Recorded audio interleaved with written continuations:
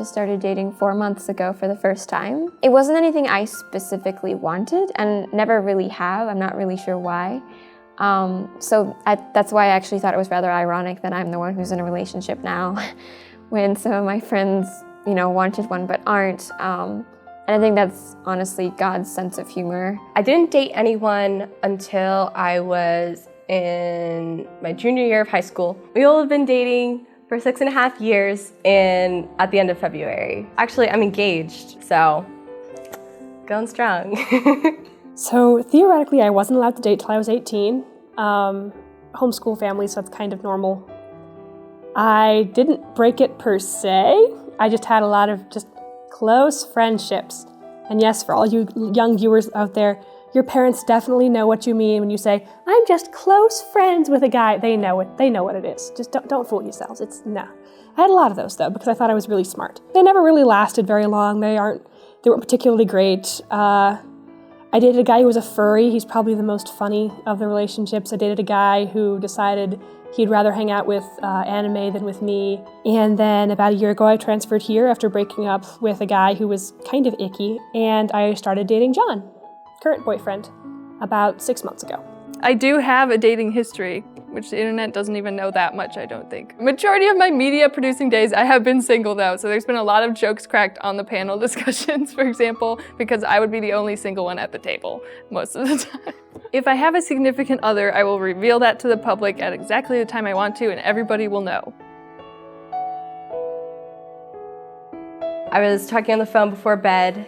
I don't know what we were talking about, but just kind of out of nowhere, he just goes, I'm thinking about marrying you. And I just stopped because I can't say anything. I'm speechless. I'm just like, what do I say? Oh my gosh, did he just say that? After maybe about a minute of thinking, you know what you have to do, right? And I don't hear any answer, and so I say it again, and then I'm just like, hello, Chris? He fell asleep. So I hang up going, you can't just say that, and then hang up. And so I spent the whole day, because he has classes until like the next evening, and I'm like, do you know what you said before you hung up? He's like, no. And so I told him, and he was like, I'm so sorry, because I'm freaking out the whole day. But we can laugh about that now. Funny story-wise, I would definitely say something that happened recently was when the Patriots won the Super Bowl. As many people know, Joseph is very passionate about the Patriots.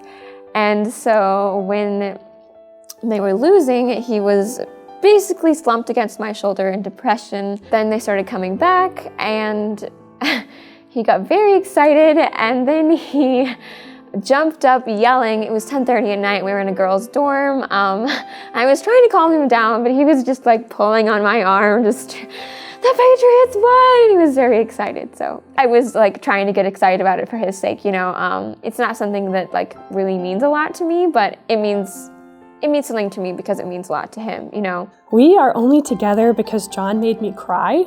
So I went to his house for Easter last year. Before we were even dating, it was barely a blip on the radar. I thought he was cute. I thought he did not reciprocate at all. So I went over to his house for Easter because he invited me. And for Easter Saturday, I made a flan. I'm from a big Mexican family. I can make flan. It's one of my favorite recipes. I made it, and his family enjoyed it, but he hated it. And so I left the room in tears. I was crying. I was miserable. I was like, oh, the guy I like, and I cooked all day, and flan takes hours, and he doesn't like it, and it's a rejection of me as a person. And I ran upstairs, and I was crying. And his mom came into the room, and she's like, Tatcha, it's okay. Everyone else thought it was nice. He's kind of a jerk. And I should probably tell you that after you left, he felt really bad. So he sat down, and he ate his piece, and then ate 2 more pieces of flan, just to try and make you feel better. And right now he's sitting outside your door trying to hope that you're still going to be friends after this. You know, I let him in because I'm a nice person, and we just started talking, and I was still kind of miserable. So I grabbed his hand, and then he put his arm over my shoulder. And it was this really weird moment of, oh, this just changed. The dynamic here just very much flipped around, and that was where this all began. So I had just come out of the bathroom in high school, and I was going back to choir practice. And there was the kid that I liked at the time standing there downstairs as well. And I was like, hey, and I was just gonna go back upstairs, see you later. I turned around and he's like, Renee, don't go. And I said, why? And he says, your skirt is tucked into the back of your shorts. And it was. And I was in front row. I was a front row alto that year. And you know how choirs are? Everybody sits like at an angle down all the lines, and they would have all witnessed my sport shorts under my skirt that day if it wasn't for that boy that I had an interest in at the time. He was sent by God for the protection of my dignity, but it really was just sports shorts, so it would have just been funny, not embarrassing. Yeah, it would have been embarrassing. So a majority of our relationship has been long distance. When he first started college and he had a different schedule and trying to get used to everything, and I'm still in high school, he was only a year ahead of me, but just trying to deal with when can I talk to him? I don't want to bother him. I want to make sure that he's doing his studies. Just not knowing when the next time I'd be able to talk with him was really hard, especially since I wanted to talk to him every day and just this is how my day went and hear about his day and how everything's going. He wasn't very good at the time with talking on the phone, really having much of a social life, which is something that he's really grown in our relationship with each other since I'm much more social and bringing that part of him out. I think that was more difficult than when he went to Austria for 4 months. I really attribute that to, we did the 33 Days to Morning Glory devotion, and we finished like the day before he left. And throughout the entire time, I think there was only 1 or 2 days where I was really at a loss. Like, I miss him, I wish he was here, out of the entire 4 months that he was gone. And so that is all grace, and I am so thankful. I would say one of the biggest moments was last fall, after we were on a retreat together. We had very different responses to the retreat. It was a very difficult thing to work through, kind of like a evangelistic versus more traditionalistic perspective on it. He tends to lean a little bit more toward traditional, and me coming from a Protestant background, I tend to lean a little bit more evangelical, although I love the traditional, but the evangelical is something I'm very familiar with, and so it's something I'm a lot more comfortable with than he is. So that's been, a little bit difficult to work through, but it's definitely been good for us, I would say. In this current relationship, a big thing was just trying to deal with the fact that both of us had expectations about what relationships should be, very much formed by media, by movies, by what's around us, of just everything's perfect and sunshine and rainbows and butterflies and you're happy all the time, and realizing that, we're people, and sometimes we clash and we have ideas that don't necessarily mesh. Especially in the first 2-3 months of the relationship, there was definitely friction in terms of what we're used to, what we were expecting, and then what actually was going on. But going through it together and being patient and communicating really helped us to grow from the experience and not to see little differences as just world-ending, relationship-shattering problems, but actually as, okay, we can get through this if we just stick together and keep praying for each other and are committed. I've had people on campus message me on Facebook before introducing themselves in person. That is just not a good strategy, in my opinion. Like, I would see the guy just mustering up enough courage to go and just talk to me in person. I'd look upon that way better than just getting a message from them like, hey, I've seen you around, and you're just like,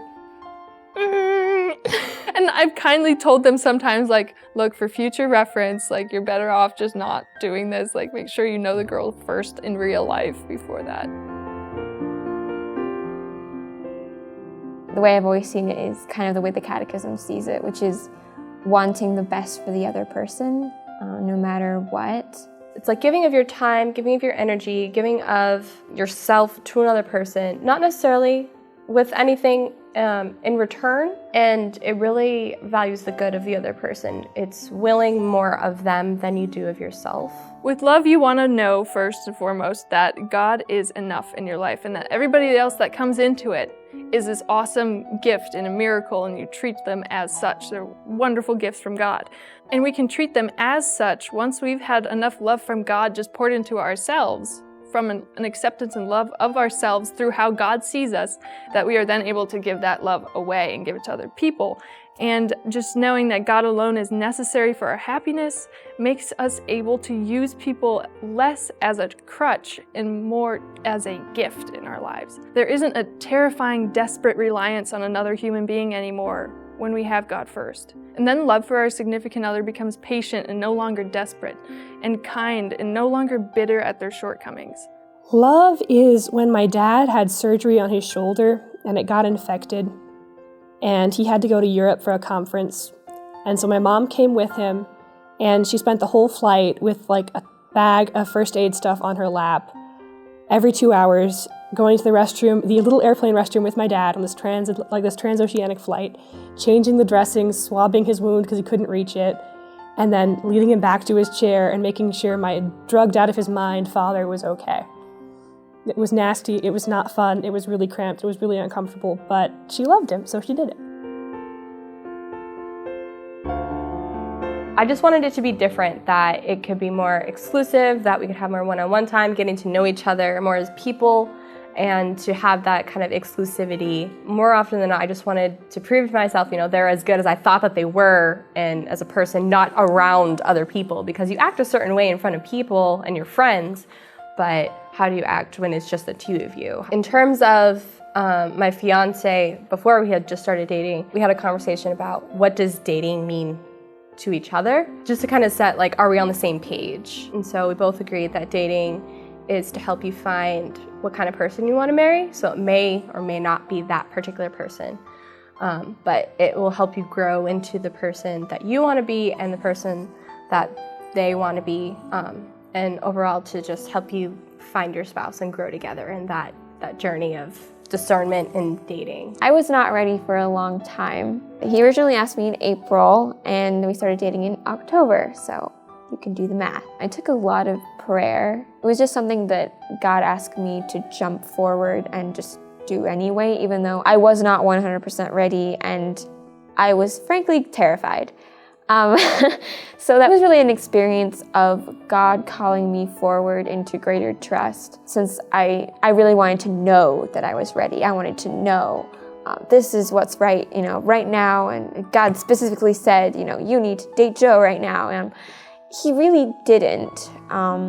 But he helped me to work through quite a few other things in my life with trust, working through past issues, working through a lot of things to understand how to trust him better, and then kind of took me on to the next level. All right, you trust me in these things. I've worked you through all of this. Now do you trust me enough to start dating even though you're terrified? I think I knew when I was ready to date as an adult, which basically was only within the past year or so, was that I knew I was okay with being alone and that I didn't need a guy. That me being in a relationship or having a guy liking me wasn't necessarily a statement of my value, that I wasn't less of a good person if the cute boy at youth group didn't think I was cute. I could still be a good person and a holy person without anybody at all. A good place to be in when you want to start dating is to have a love of yourself that's healthy and through God. You're not just looking for someone to fill a loneliness or fill like this big empty gap you feel like you have. You don't want to, like I said, go and use someone as a crutch for all your life's difficulties. You want to be confident in yourself, in a good place, so that you can go and just give love to another person and not take.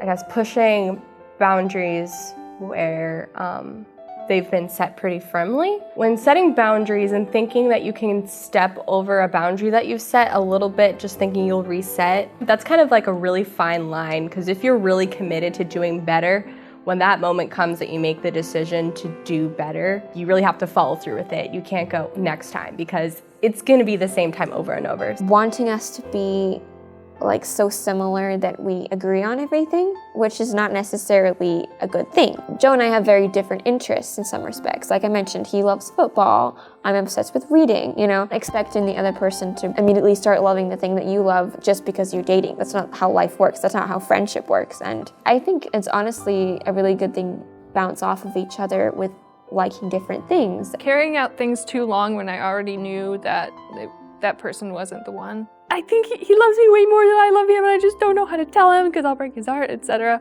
So it just, women, we love to beat around the bush instead of just at the end of the day, the earlier the better, of course. Every day that goes by, it's just gonna get worse.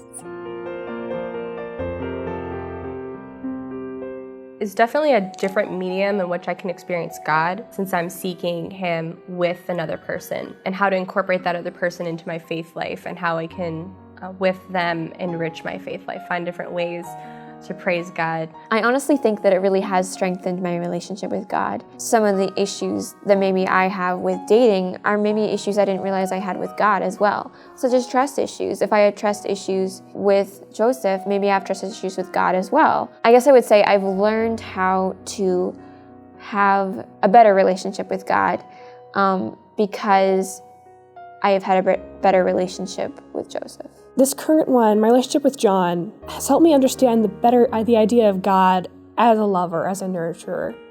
Because John sees me in a way that I'm, in many ways, unused to. He cherishes me, he loves me, he takes care of me, and he makes me laugh, and he never treats me like I'm broken. I mean, I have a disability, so there's a lot of times where I'm in pain and I need a lot of help.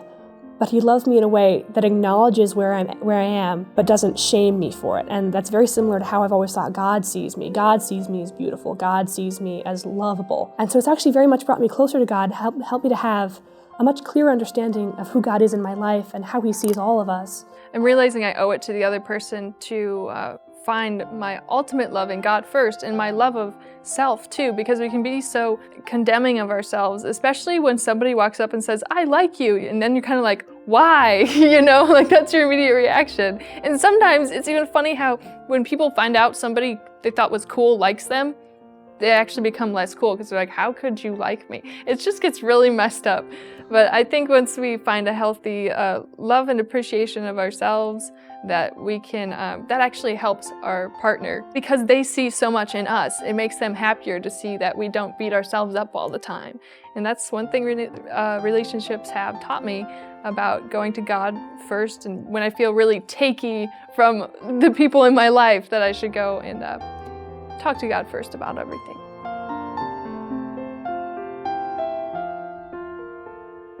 So if dating is to help you discern what kind of person you want to marry, and marriage is the highest form of friendship, then your romantic relationship shouldn't change too much. You want to be able to just do normal things together. It doesn't have to be a big deal, but to be able to enjoy spending time with them, but also enjoy spending time yourself with them. It doesn't have to be everything they want to do because you want to make them happy. It should be a reciprocal thing, and ultimately it should still maintain a friendship, because marriage, if that's your end goal, is also a friendship. You can't wait for yourself to be perfectly ready, to date.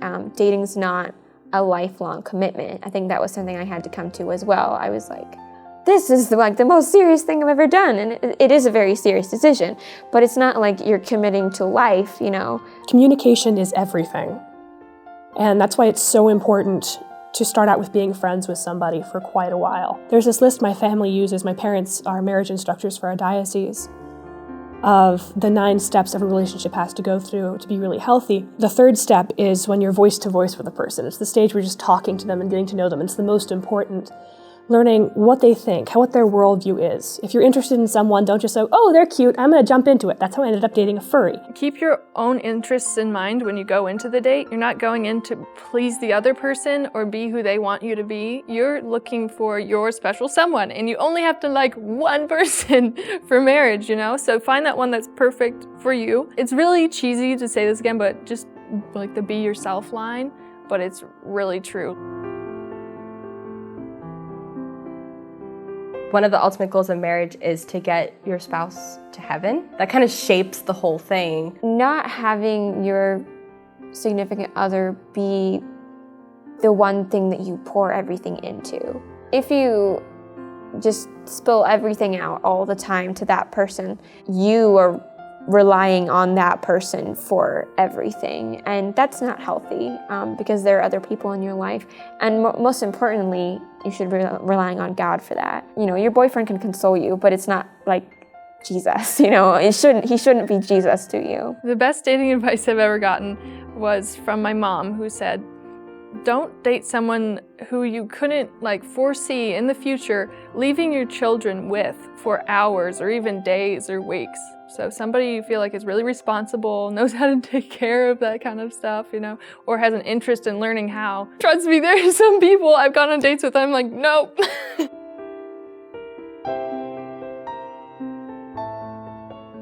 That you don't necessarily have to agree with somebody to enjoy them, and that relationships are more important than opinions. And a lot of people can be very different from each other. I'm friends with priests, and I'm friends with openly gay people, and I'm friends with this whole gamut of people in between. When you're just being friends with somebody, again, communication, to be able to talk to people and see them as human beings, that's the way you're able to have a wide variety of friendships and to have healthy relationships with anybody. Well, in friendships, you need patience, you need compromise with what you want to do, or where you want to go. It's pretty similar. I think John Paul II talks about friendships versus then relationships and how those do cross over a lot.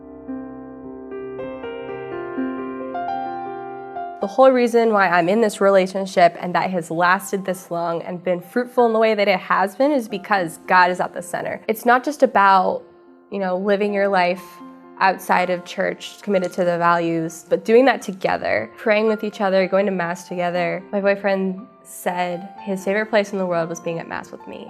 And it's kind of fun sometimes to have people ask you the questions like, oh, so are you thinking about living together? And I'm just like, after we get married, yeah. And people are like, you guys are so backwards. We're like, nah, we're good. Catholic dating specifically really should be about you both growing closer to Christ together, kind of your sanctification, rather than just you enjoy being together. And I think that's something that the world honestly misunderstands about dating, because it misunderstands that about love. Love is about, being happy and really liking the other person or being attracted to them physically. There's no problem with that, but the Catholic perspective really emphasizes love as in you want the best for them, so you want them to go closer to Christ. Courting is what Christians like to think is dating, but not dating. It's like Christian dating. It's where you have your little sister along on your date as a chaperone, and you maybe hold hands at the 2-year mark and you just have a thrill of butterflies, and then you're like, dear, I can't handle that again. Let's not hold hands again until we're married. Just call it dating. It's dating. You're going out. Courting's a really cute term, but this is not the world of Jane Austen. There was one relationship where it was approached through courtship. Honestly, I just wasn't used to that in today's society, because once you decide you really love that person and then the other person's like, no, we're approaching this slowly, thinking about marriage, and then as time goes on you never get that reciprocal real vulnerability from the person and the I love you that you're waiting for, and it just takes so long that you're just sitting there aggravated, because I remember I was like, I really like this person. Whatever, physical contact, whatever, that wasn't even what I was thinking about or the goal or whatever. I just wanted the person to open up to me. I almost want to say it was overthought, the fact that it wasn't reciprocated. And then, I don't want to say I got bored, but I got bored.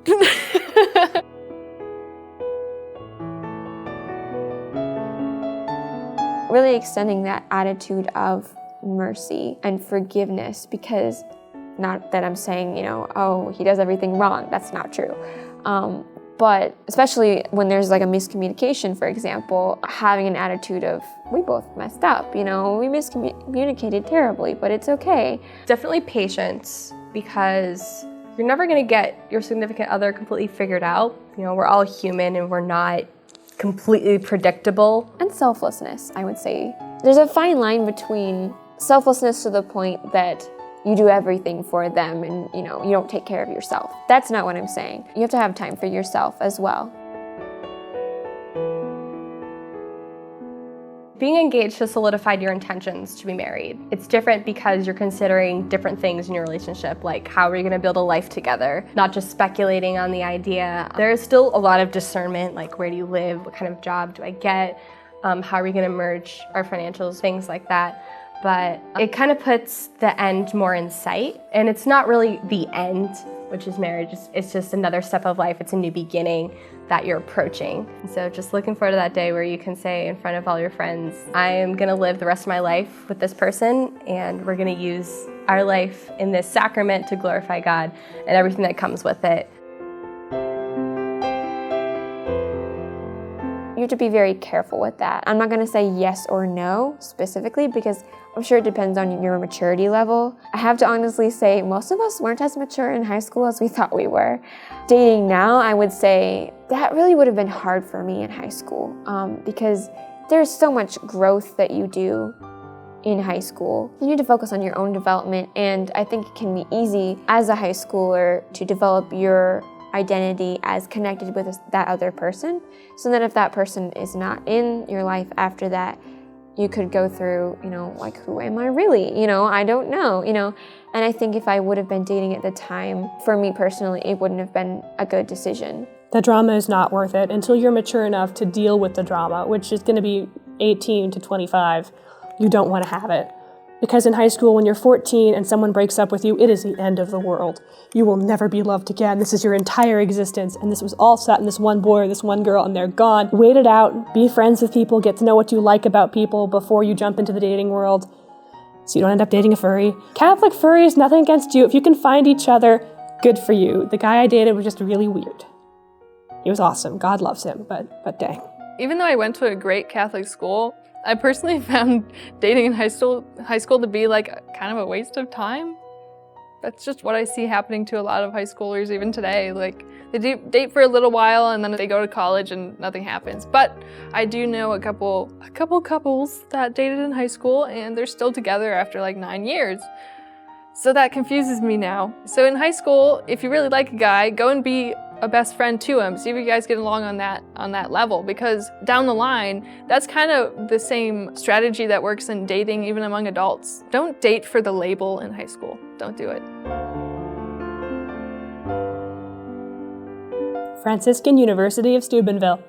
If you really are serious about your faith, you'll probably be involved in your parish. Maybe there aren't a lot of people around your parish specifically, but there can be like youth Bible studies or things like that. I don't have a lot of experience with that, but I've heard that's good. I went to a liberal arts high school and a lot of Catholics really do cherish the fine arts and the liberal arts, or you can find a lot of like Lutherans and Protestants with the same view, or even atheists that are just like, I love architecture and things like that. So I met a variety of people at that school who were in love with goodness, truth, and beauty and things. And a mind that's attracted to those things is a great candidate for the Catholic faith. I guess going to events that are around like kind of liberal arts, fine arts things, or going to a school that focuses on those priorities as well, even if it's not specifically Catholic, you can find some very like-minded people out there. Because I just remember in some discussions, people who aren't Catholics can start agreeing on a lot of things if they have those 3 pillars as priorities in their life. Well, he told me so. I could kind of tell by his attitude, especially that day, that he was going to talk to me about something. Don't know if he knew that or not. He's hearing this for the first time. But we were watching a movie earlier in the day, and he was just like super nervous. But I think in general, I'm sure not all guys are like this, but he'll start doing like little sweet things for you. He will let you know.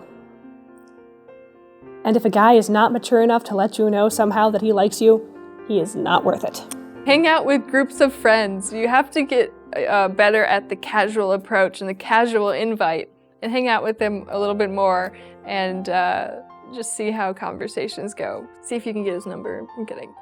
But you can even be subtle about that too. Like the in-class question about group projects and stuff, like, oh, here, here's my number, so in case you have questions. Like, there are subtle ways you can do it. Be smart, but not creepy. That's my advice. I think it depends on the situation, because girls are complicated. Some girls are definitely more obvious with their regard for guys. I know for me anyway, it was something that I didn't really want to show. It was just like, it's a private thing, and I don't really want to like make that public yet. If it becomes a possibility, it's a little bit more, even from a conservative perspective, easy to do little things like to talk with him, among a bigger group of people, like, oh, he's over there, I'll go talk to him, and it's instead of like avoiding him because I'm not sure, how he feels about me, but like I would say that's definitely situational, like depending on the relationship. She will let you know. And if she is not mature enough to let you know if she likes you, she is not worth it. At least from my standpoint, I'm really obvious when I like someone so that they know, because I don't know, I didn't want to waste time with that, like, oh, I don't know, sitting across the room for like weeks, days, months, whatever, and they just never knew. And then you both die, and they never knew that they both loved each other. Sometimes girls will be like, I'll just sit here and stare out the window and wait for him to approach me. Don't do that. It can be a bit more obvious. And then if he actually really doesn't like you and you're kind of getting that vibe, girls are very social people anyway, so you can just be like, okay, I'll go talk to somebody else. You can be subtle about if your feelings were hurt because you discovered that they actually didn't like you. Yes, disclaimer. So my father is actually a convert. He converted the year I was born. So when he married my mother, he was a Protestant, and before that he was atheist. Some variants of Protestantism are much easier to date as a Catholic. My father was Anglican, so he believed in the real presence of the Eucharist. He believed everything the church taught about sexuality and contraception, which was a big one to my mother. He had problems with the Pope and with Mary, which were really easily overcome through RCIA and through talking with holy people. So it is possible, it's just something you have to be very careful about. Because it's also very easy to go the other direction, where if you're not very strong in your faith, you end up dating someone who knows a lot more than you of their own tradition. It's easy to fall off the map, which has happened to several friends of mine. Don't jump into anything unless you know the person really well first and you're sure that it won't be a bad idea. And of course, if it leads to marriage, the person is going to have to promise to raise your children Catholic. So they should know that from the get-go. If that's going to be a point of contention, that could be a sign just to stay away. Well, I know that my grandfather married my grandma, and she originally was not, she was Protestant originally, but when she went over to my grandpa's house, they welcomed her with open arms, and they actually never said anything really about their faith explicitly to her, like trying to convince her or anything like that, but they just showed her so much love and hospitality, and she just ended up saying like, I want what they have. So there is a happy ending to that. She did become a Catholic. She's a Catholic today, and she loves the faith. One of the just super examples of the Catholic faith to me in my life, and she was Protestant and married a Catholic. What's right for every couple, what's the too far line, is going to change for every couple. Joe and Allegra, they hold hands, and that's good for them. That's cute, they're adorable. And that's about as far as they go. Anyone who knows me and John in real life knows we're way into PDA. It's fun, because we've talked. We have limits, and we'll tell each other, okay, we're getting close to the line. Or we can say, you know what, I can't deal with this right now. I'm having a really tough time towards you, so let's just hold hands because we've talked about it. So it's important not to ask what's too far, but to really ask what makes your partner feel loved, what makes them feel secure, what makes them feel safe, and stay within those parameters. If you're trying to push the envelope to where the edge of it is, to where you can just get as far as you can into the world of lovely, delightful sexual desire, you're not thinking about it right at all. There's so much more to a relationship that's outside of the physical stuff. And that should be achieved and solidified first, so you know how to properly add in such things as physical signs of affection. Once you really realize in God's eyes how special and important that person is, before you just kind of like get wrapped up in physical affection and lovey-doveyness, it'll be more properly placed after that realization of how special they are, how important they are, how they deserve a marriage before things get to a serious point in physical contact range. Oh my gosh, all of them.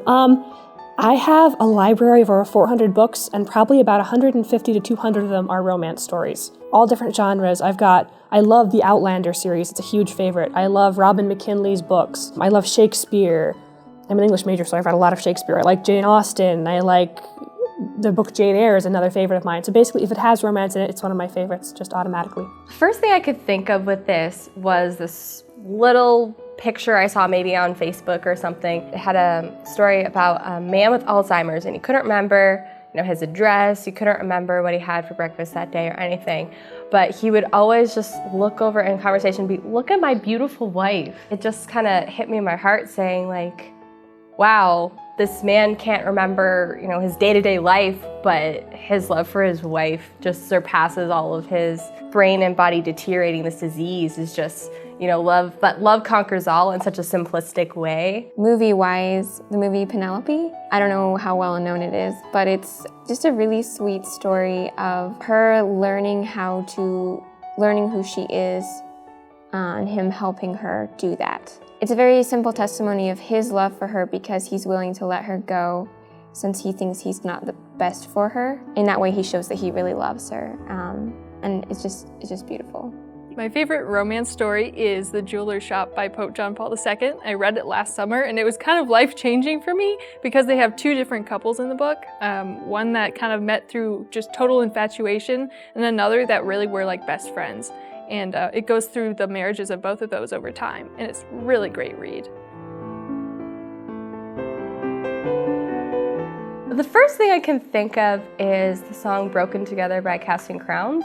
And I think because it takes a more realistic view at a working married relationship, how people always talk about love as, you find your other half and now you're a whole, but the song, even in the title, is just talking about how maybe you and I will never be complete, but we can be broken together, and that God will, fill in the gaps. The Song of Songs. Because my hair is like a flock of goats that comes down from the mountains of Gilead. You Belong to Me by Patsy Cline, or True Love by Bing Crosby and Grace Kelly from the movie High Society, or Tammy by Debbie Reynolds, or Jealous by Labyrinth. That's a newer one, so that I like.